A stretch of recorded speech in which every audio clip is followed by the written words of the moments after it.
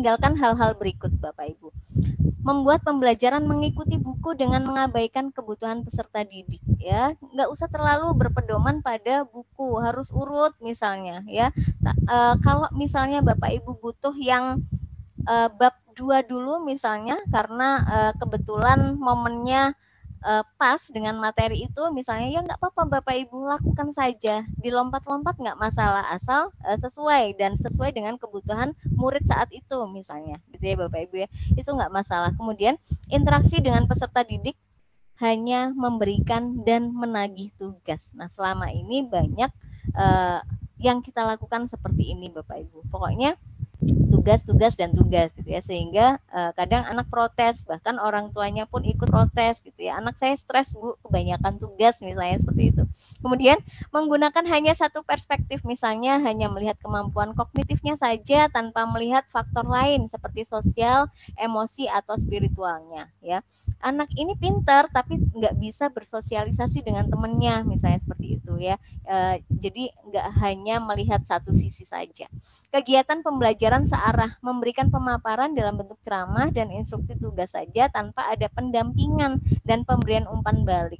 Jadi hanya ini saja, yang penting saya sudah ngajarin gitu, dilepas saja tanpa mendampingi mereka, memantau mereka, kamu sudah paham belum ya nak gitu, nggak ditanya Bapak Ibu gitu ya, sehingga dalam prosesnya anak merasa tidak terfasilitasi.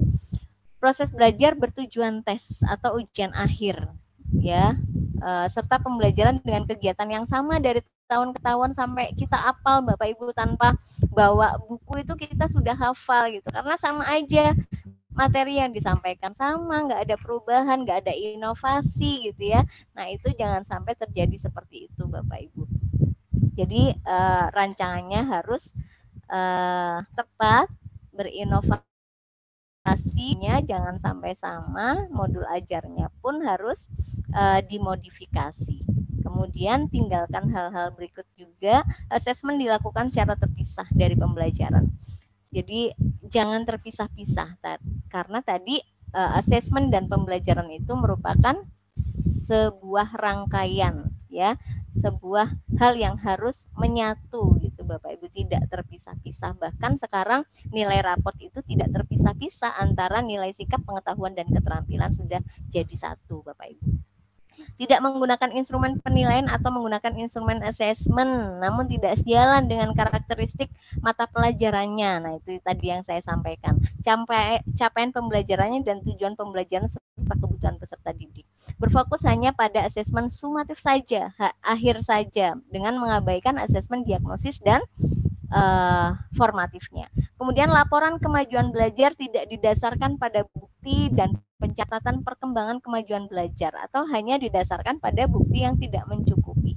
Hasil asesmen juga hanya dijadikan data dan tidak ditindaklanjuti. Nah, ini Bapak Ibu yang sering terjadi ya, hanya sebagai formalitas semata ya, jangan seperti itu, karena nanti tetap saja tidak akan diketahui hasilnya.